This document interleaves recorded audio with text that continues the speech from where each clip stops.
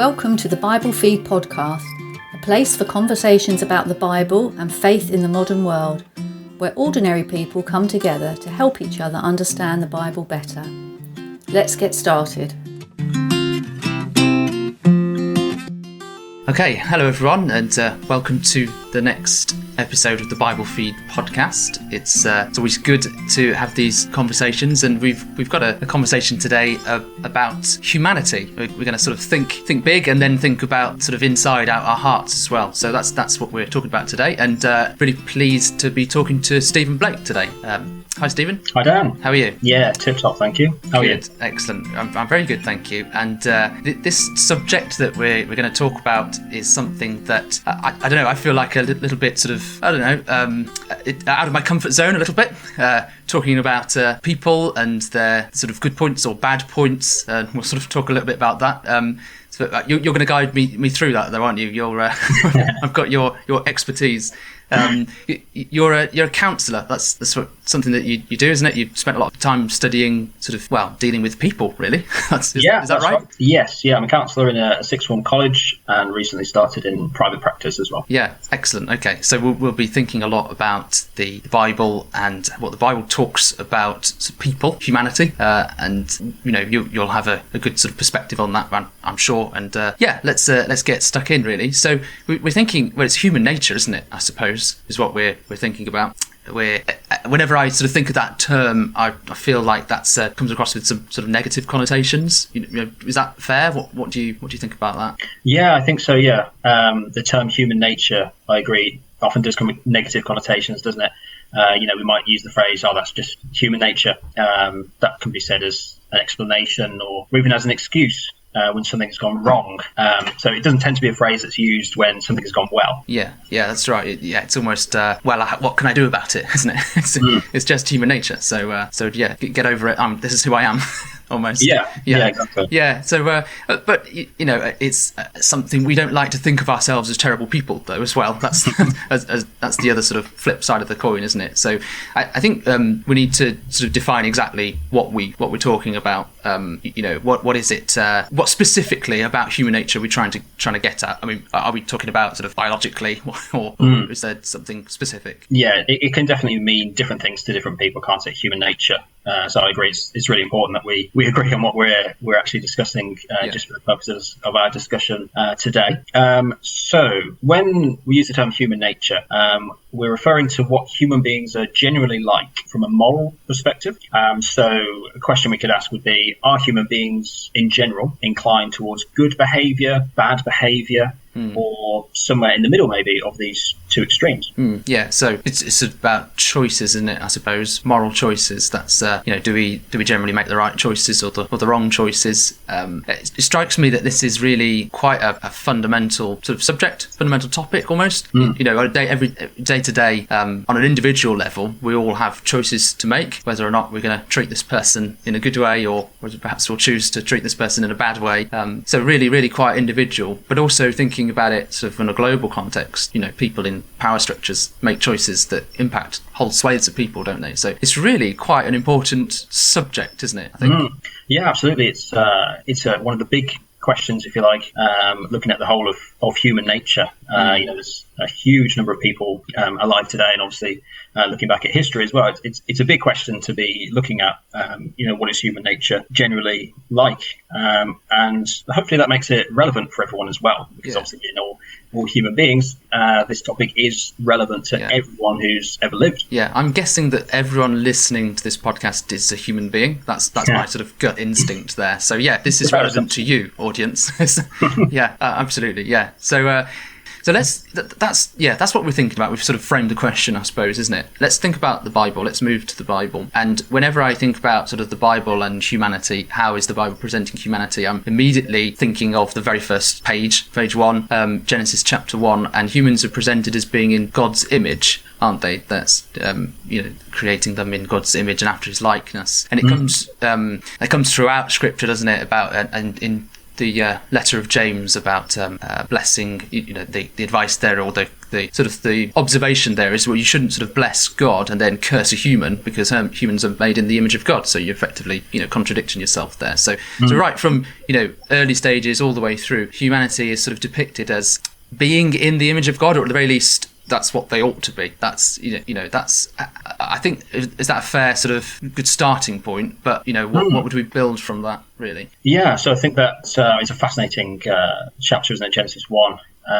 And being made in the image and likeness of God has some huge implications. And as you imply there, the sort of similarity with God, that we're capable of moral choices, and human beings do have the choice to be good, to do good behaviour as well. So is that it makes me think that the next sort of story in the Genesis is all about a moral choice, isn't it? Are you going to do this or are you going to do that? And that's really absolutely fundamental to our sort of human existence. So so I think that passage does have a bearing on this topic. Definitely, that it's a moral sort of association with God and moral responsibility as well. That because we're made in the image and likeness of God, we have a responsibility to treat other human beings well, because we're all in that image and likeness of God. Good. Okay. So that it sounds like it should be a good news story. Is that what the rest of the Bible talks about humanity? Okay. So it's important to just be completely honest and put my cards on the table at the start, that the Bible definitely gives what could be described as a very negative picture of human nature. So both in terms of the actions, the behaviour that we want to take, and the actions that we frequently do end up taking. But before everyone switches off, I'd really like to say that because the Bible generally has a very negative view of human nature, really don't want to give the impression that we're dealing with a negative topic. So if you stick around long enough, anyone who's listening to this and watching this, I hope to show that there is an extremely positive outcome, an unspeakably positive outcome, if we first accept the negative view of human nature presented to us in the Bible. So it's almost like getting through a negative to reach an unbelievable positive. So hopefully it's still an interesting and uplifting topic for us to spend some time talking about. Absolutely, it is. I feel like I'm in the counsellor's chair, or facing the counsellor, sort of having to confront my my own weaknesses. But we've almost seen what the end result is by looking at what the intention was in the very first place. So I think hopefully it is a good news story. But let's go through this then in a bit more detail. So let's look at some of examples of human nature and the teaching of the Bible. So where should we look first? Okay, so I think it's very useful in any topic to ask ourselves, what did Jesus teach about this? Jesus didn't use the term human nature, but he certainly had lots to say and lots to teach about what human beings are generally like. So one such passage is in the Gospel of Mark and chapter 7. Just give a little bit of time if anyone's sort of turning that up at the same time. But it's the Gospel of Mark chapter 7. I'll be coming in at verse 21. And this is from the English Standard Version, if you're keeping score. So Mark 7, starting at verse 21, Jesus said, "For from within, out of the heart of man, come evil thoughts, sexual immorality, theft, murder, adultery, coveting, wickedness, deceit, sensuality, envy, slander, pride, foolishness. All these evil things come from within, and they defile a person." So just to give a brief sort of overview about what Jesus was teaching on that occasion. So firstly, in the Bible, sometimes the word heart is used, when today we might use the word mind instead. So what Jesus was saying was that evil ideas, all the things that we read of there, all those different descriptions of wicked behaviour, those sort of ideas begin in the human mind. And that behaviour, which any of us can take part in, by the way, I think that's really important to emphasise. I can do any of the things listed there. You can do any of the things listed there. And so can anyone listening as well. We're all capable of doing these things. Yeah. And if we do, and when we do, because it's inevitable we will do some of these at some point, it ends up defiling them, which is not a description we tend to use today. But I think generally speaking, it's talking about becoming a bad person in God's eyes. So you do any of these bad things and you're defiled, you're doing something wrong in the eyes of God. That's what Jesus was saying there. Yeah, it's a formidable list, isn't it, of all sorts of sort of terrible things. And what strikes me about that passage there is it's in the context of Jesus talking to the Pharisees, isn't it? And they're the religious kind of leaders, effectively, the people who the rest of the populace would have looked up to as opposed to these are the most religious and pious people, and they sort of had ceremonial observances and things so that they wouldn't be defiled, i.e. sort of seen bad by God. But actually, yeah, Jesus is teaching something quite profound compared to that, isn't it? That you could be doing all sorts of these observances, and actually there's still a problem within. That's fair? Yeah, absolutely. That's a big theme, if you like, in the whole of the Bible, particularly in the teaching of Jesus. That if you look great on the outside, it's not necessarily a bad thing to look great on the outside, but if we're not great on the inside, that's really what God is concerned about. And particularly with the Pharisees that you mentioned there, they looked completely pure, completely undefiled on the outside, and all the outward show of being good people. But Jesus was saying, well, on the inside, that's not what you're like at all. Yeah, and actually it's ironic, isn't it? Actually, sometimes when people like that were looking like they were good people on the outside, actually was hiding something, whereas actually being a bit more open about it might aim to transform people a little bit better and quicker. I guess that's part of the exposing of the religious system at the time that Jesus did, isn't it?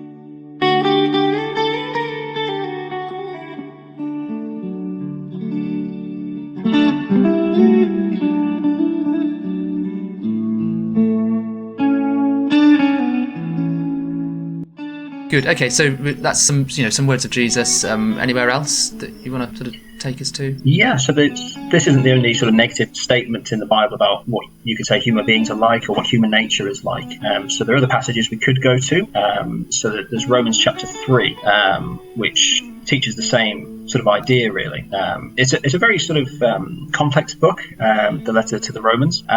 So, I think it's sufficient to look at what Jesus has said, but it's Romans 3:10-18, if you did want to look at that in your own time. We can see the teaching of the Apostle Paul. He wrote a lot of letters, which became part of our New Testament, and they're in complete agreement with what Jesus was teaching about the nature of man today. But when we look at the world today, I think it's important when we look at the Bible, to sort of test it and see, well, does it correspond to what I see in the world today?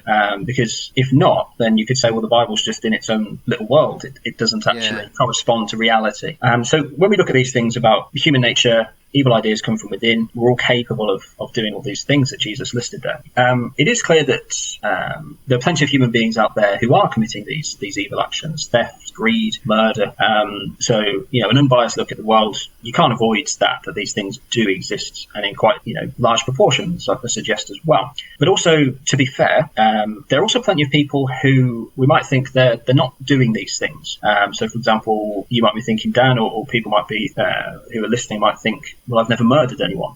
I've never stolen anything in my life, which may be true. Good for you if that's the case. I've never murdered anyone either, just to be clear. But the world also contains people who are loving, generous people, who care about helping others, who devote their lives to charity, and that kind of thing. So I don't want to give the impression that all human beings do all the time is all this wicked stuff that Jesus was talking about. Clearly, that's not the case. Human beings are capable of doing sort of good deeds. What do you think about that? Yeah, and that brings us right back to sort of where I first thought about this topic in the Bible, being in the image and the likeness of God. So the Bible presents God in a particular way as God who is the God of love and is generous and patient and kind and capable of acting in a way which is morally good. So if we are in God's image, then we ought to be capable of doing that. And in some respects, you would expect to see those sort of behaviours. And I think we naturally or intuitively applaud that, don't we? When we see kindness and charity and things like that, we see that as a good thing,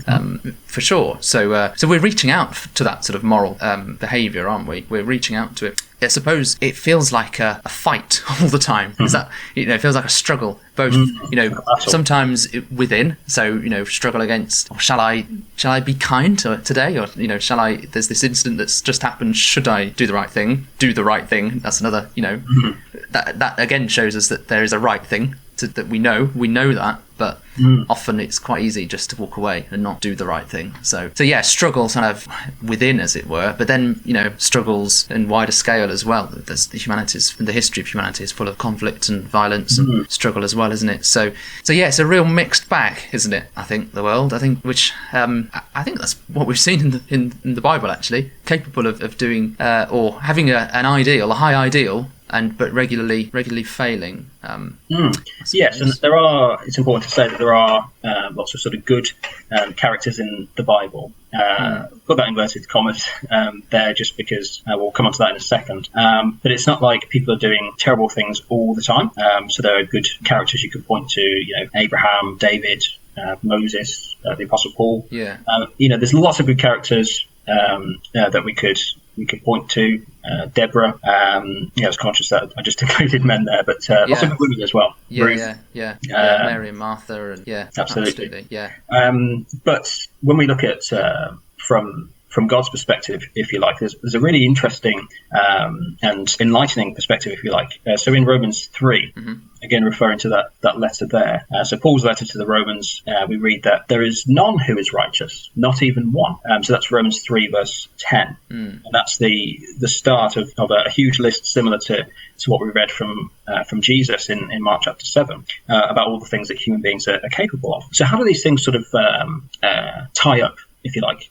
How can people be sort of really quite good, like David and Mary and Martha that you mentioned, but also it's true that there's none righteous, not even one? And I think the answer is that all of us do things that are wrong in God's eyes. Even if we've only ever done one thing that's wrong, we're in this position of being under sin, which is what was written about in the letter to the Romans. And that's because God is this perfect moral being that has no flaws whatsoever, and because even one sin is a big deal in his sight. And because of that, this isn't sort of cancelled out by any acts of good that we may do. So, for example, if we've committed our lives to charity, to helping the poor, helping the oppressed, that's a wonderful thing to do. And as we've said, we commend people who do that. That's a good thing to do. But it doesn't sort of get rid of the fact that we have all sinned and we've all fallen short of what God expects of us. Even if we've just done one thing wrong, which I'm sure if we're honest, we can admit that we've done at least one thing wrong, and the more sort of we try to be good, the more we recognise that just how many things we do wrong in God's eyes, because God has these perfect standards. So, and maybe even maybe not just thinking about it in things that we have done wrong, but things omissions, things that where we really should have stepped in and shown the image and the love of God in that moment, and yet we just didn't do it, or we so things that we've kind of omitted, they're the easier things to do or not do, and probably the harder things to spot. So I think you're right. We talked about David and other people, but in the Bible, David, who's sort of held up as a good example of someone who's good, and yet half of the record of his life in the Old Testament is all about a major flaw in his character, or major committed sin, something that he did massively wrong, and sort of suffered a lot of consequences because of the result of his action. So how can you be someone who does good things and yet still be not good? Well, there's a good example, I suppose. We're still going to trip up or not fulfill that kind of vocation in every moment of our lives. And David couldn't fall back on the fact, well, look at all the good things I've done. From God's perspective, that's great that you've done all these good things, but what you've done, which was wrong, is a really big deal. So that may seem harsh when we're looking from a human perspective. Don't our good works are giving money to charity, for example, to use that example, doesn't that sort of cancel out the bad that we do? But that's not what we find in the Bible. That's unfortunately, that doesn't make us a good person in the eyes of God. So there's only one way to truly be a good person in God's eyes. We'll come to that in this session towards the end. So okay, let's look a bit more. We thought a bit about Jesus saying about evil ideas come from within the heart or the mind, didn't we? So let's develop that a little bit further. Yeah, absolutely. So it'd be good to look at the letter of James. So James chapter 1. Just if anyone's sort of turning that up, it's a good point to say that so it's in a sort of consistency between the teaching of Jesus in the Gospels. We've looked at the Apostle Paul in his letters, and now we're going to look at the letter of James as well, which so three different sort of angles, if you like, but all consistent in the message about human nature. So James chapter 1, this is starting at verse 13. from the NASB.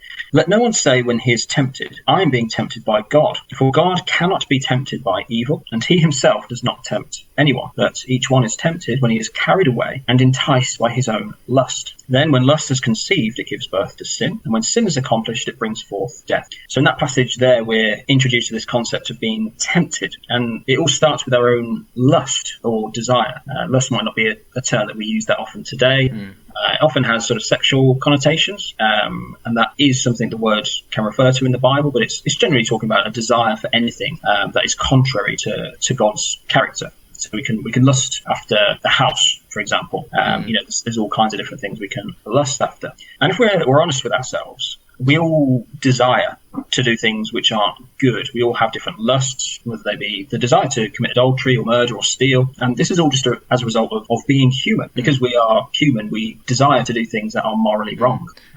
To take us back to that first phrase at the start, it's just human nature.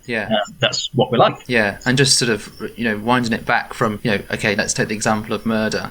Most people probably don't have a desire to murder people, but most people probably at times in their life have a desire or feel an urge to, lash out in annoyance at people, which is effectively that kind of, anger against another human being, for whatever reason, all sorts of different reasons. And that's really where it all starts from, isn't it? That's effectively the same emotion, the same desire, the same feeling, which is that's part of Jesus' teaching, isn't it? On the Sermon on the Mount in the early chapters of Matthew, that sort of points out that, okay, you may not have murdered someone, but have you got angry with someone? Because that's effectively the root of that. And yes, it's good that you haven't actually murdered anyone. That's a good thing. But there's a root problem. That's what you're saying, isn't it? That's what James is saying. Yeah, absolutely. And I think, as you say, the teaching of Christ, particularly in those Beatitudes, I think when you try and consider those teachings, and if we commit our lives to trying to follow Jesus' teaching, those are the aspects which really bring home how human nature is a massive problem for us.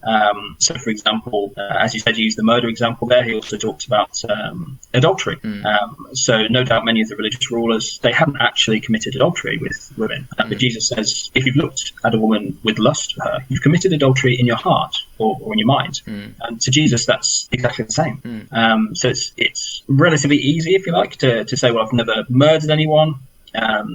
Might be more sort of common that we might have committed adultery. And that's okay if you have, because that can be forgiven. It's just an example. But what Jesus is saying is, okay, you haven't literally done those things, but if you spent time thinking about it, if you've got that lust, that desire to do it, that's really serious. It's not something which can just be, ignored or brushed under the carpet. It's something that needs addressing. So it levels the playing field a bit, doesn't it? I think we sort of might divide the world up between sort of really bad, evil people who are good, and then people who, generally all right, but they slip up from time to time. But actually, there's a root problem, and we're all aware of that. We've all got that moral compass, and we're all sort of successfully or unsuccessfully fighting against that most of the time. So that's it. It's really. You've painted that picture, bleak picture in some respects. That aspiration, that hope that we can act and be like and reflect God, but actually we're sort of failing a lot of the time.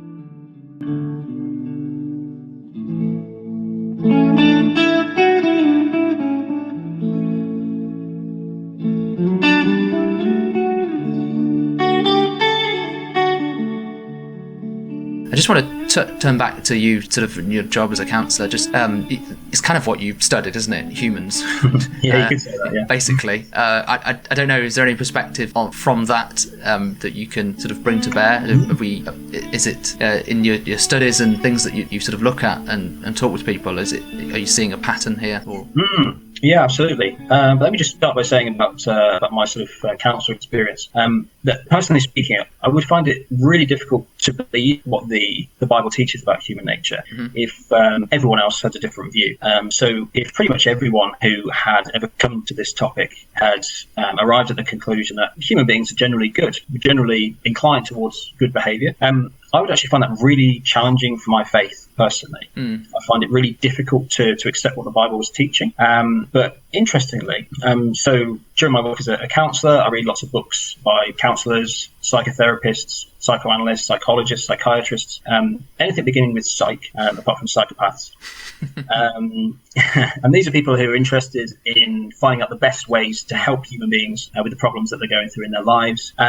So they spend a lot of time thinking about human beings, analysing human beings, trying to understand them as best as we can. So this topic of human nature, as you can imagine, comes up very frequently. And there's definitely lots of different views around, so I definitely don't want to give the impression that everyone's in agreement, because that's just not the case. But I've definitely come across some views about human nature which are very, very similar to what we read in the Bible. And I find that really encouraging. So, for example, I just want to quote from a Swiss psychiatrist and psychoanalyst called Carl Jung. And Jung wrote, "Unfortunately, there can be no doubt that man is, on the whole, less good than he imagines himself or wants to be. Everyone carries a shadow, and the less it is embodied in the individual's conscious life, the blacker and denser it is." So one of Jung's most important concepts was that of the shadow. So just as we all have shadows in the daytime when the sun is shining on us, or when a light is shining on us, we all have this evil side to us that we simply can't get rid of. I was going to say, it sounded pretty sinister.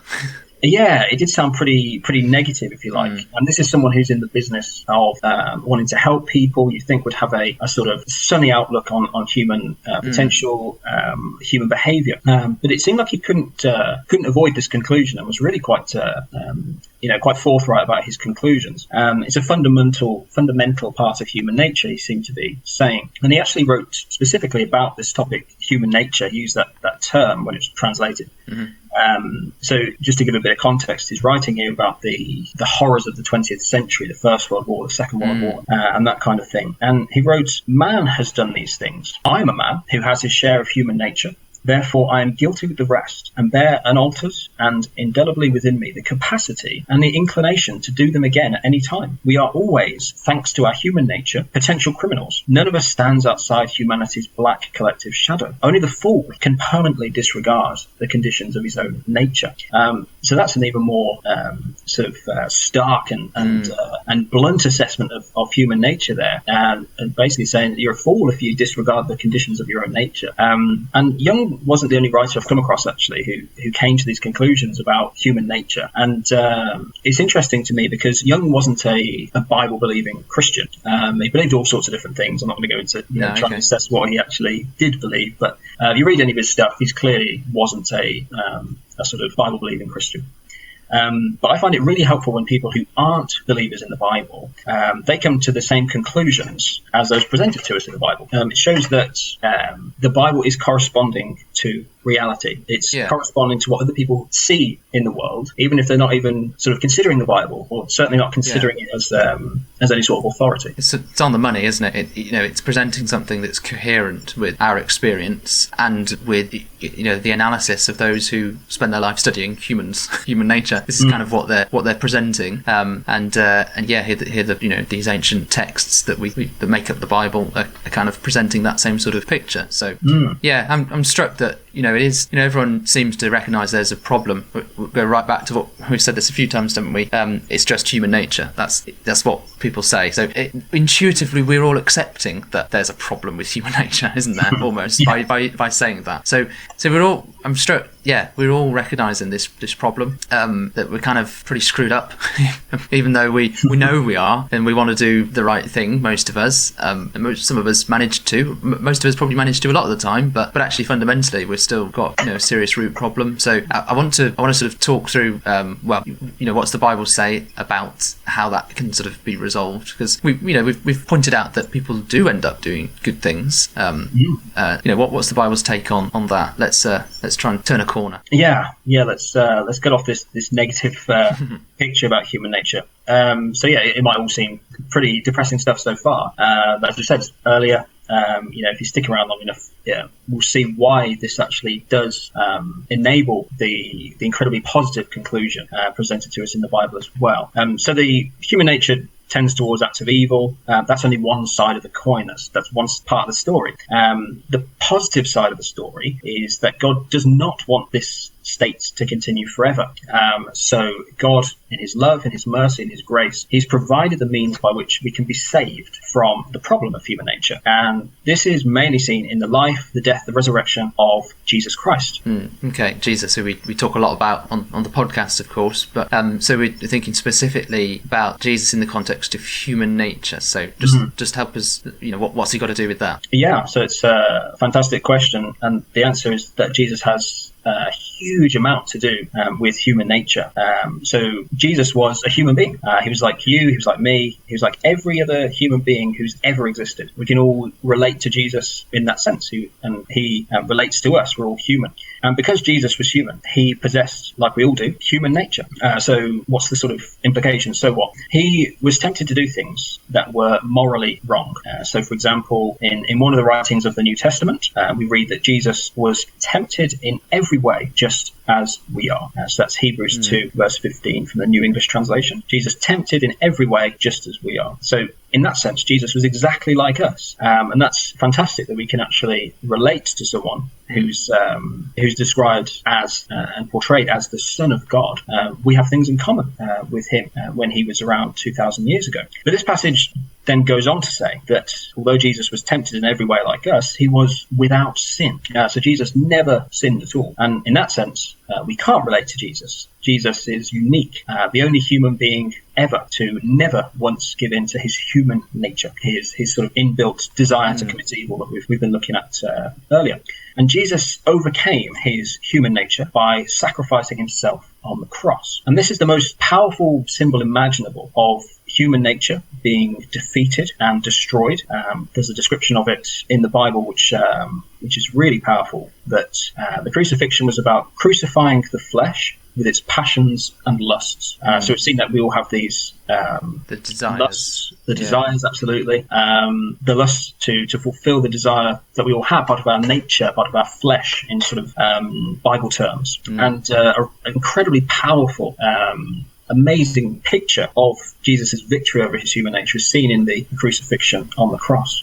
Yeah, absolutely. So, it's the fact that he was just like us that makes the cross what it is, isn't it? I think that's that's kind of the point. There's the point. There's the narrative of his temptations in the wilderness, isn't there? There's then later on the people come and test him, and he could easily have reacted in some way, and the desires of treating people in a certain way, or desires of sort of furthering himself to the detriment of other people, were all there. That's effectively what Hebrews is saying, that passage, but not giving in to that. And ultimately, the act of going to his death, when all sort of humanity, it seemed, was sort of rising up against him, and showing the worst of humanity to him by condemning him falsely and executing him, and yet he sort of willingly took it. That absolutely destroys the root cause, doesn't it? It kind of overcomes the hatred of human nature with sort of selfless love and giving and all those sorts of things. So yeah, on a number of levels, you can perhaps see that. That's the ultimate solution to everything we're looking at. I mean, it seems so counterintuitive, doesn't it, to sort of give up yourself as a means of saving? But yeah, it really is sort of against that, and resting and trusting in God, his Father, that he would sort of save him from the death that would obviously come from that. So I think we've talked in our sort of podcast before about the fact we coming to the Bible from the perspective of being biblical Unitarians, so as opposed from believing in the Trinity, and the key aspect of that is Jesus and his humanity, and the fact that he was a person, a man, like us, and if he was tempted in all points like we are, as that passage in Hebrews says, then that's kind of what it means, doesn't it? He was just like us, and I think I'm sure you'd agree that this is perhaps something that shows that a specific teaching, a doctrine or whatever, really can have an impact on how you sort of understand other things. So here, understanding Jesus as a man, which is what the Bible seems to say, really implies, really brings power to the fact of the cross, doesn't it? Yeah, absolutely. I'd say it's perhaps the most significant aspect of being a biblical Unitarian. So someone who doesn't believe that God is three persons in one.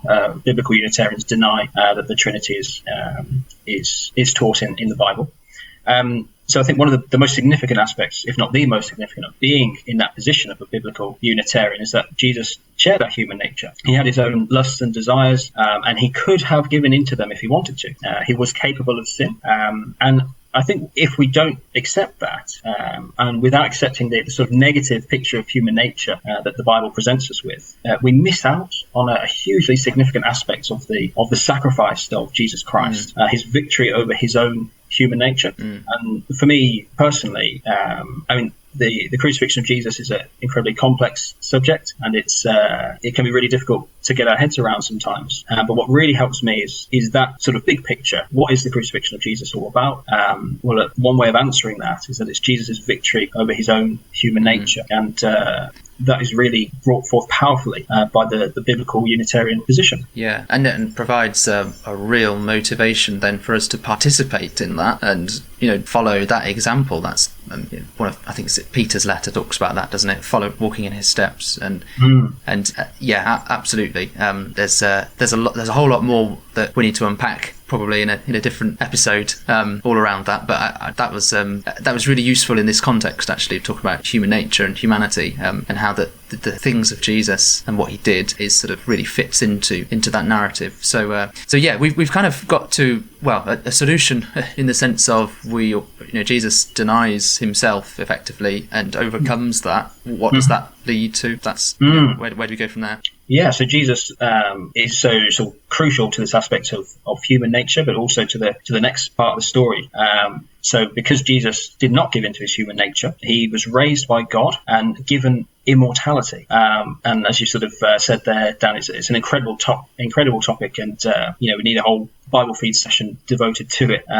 So we can't do too much on it now, but we can just sort of dip into it, if you like, to finish on a really, really positive note from the second letter of Peter.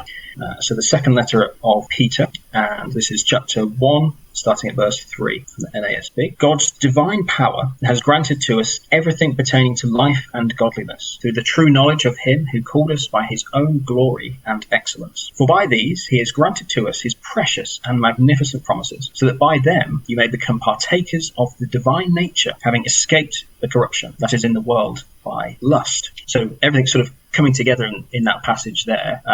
Corruption is in the world because of lust. We've seen that, human nature, massive problem. But here we're introduced to this phrase, not human nature, but divine nature, God's nature. And this is a huge part of God's plan of salvation for human beings. Our nature can be changed from human to divine, just like Jesus's was when he was raised from the dead.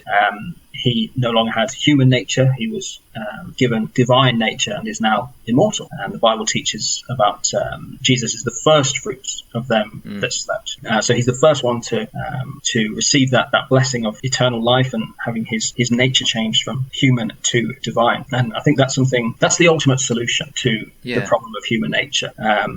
Because it seems to me it's a massive problem, and the only way to truly deal with it is to fundamentally change our nature.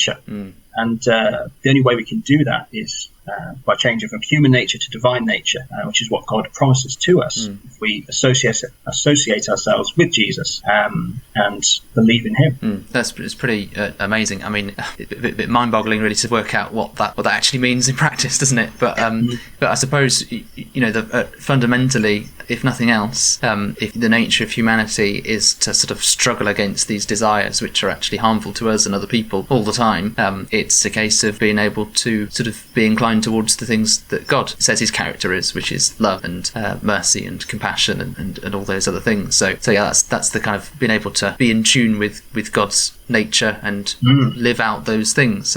Reminds you a little bit of the episode a few weeks or whenever it was, a few weeks ago, on the Bible Feed podcast on the Spirit of God, which actually touches a little bit on those themes about how it's sort of one aspect of that is to try and be in tune with the Spirit, the mind of God, and live out those things, to some degree now, but ultimately looking forward to sort of that transformation in the same way as Christ has gone through. So yeah, that's a good place you've brought us to. So you've I think it's gone well. You've counselled me well. Yeah, I think it's gone well. Yeah, I enjoyed it. Yeah, no, thanks a lot, Stephen. It was it's good. It's a topic which I think it's good for us all to sort of face up to human beings. It can seem all doom and gloom at times. We probably know that deep down, but we hide away from that most of the time. But actually, it need not be doom and gloom, because we have been sort of called to be in God's image, and ultimately there's that example, that person in Jesus to sort of follow. So loads of things to think about in future episodes, I'm sure. But yeah, so thanks once again. Yeah, thanks for inviting me on. Really happy to take part. Good, and thank you everyone for listening. It's been great to do this again. As always, let us know what you think. It's always good to hear feedback. Leave us a review if you can, wherever you're listening to this from. And until next time, thank you very much. You've been listening to the Bible Feed podcast. Thanks for joining us. We're always keen to hear what you think, hear your questions or subjects you'd like to discuss. So get in touch with us on our Facebook page or send a message from our webpage at biblefeed.org and be part of the journey.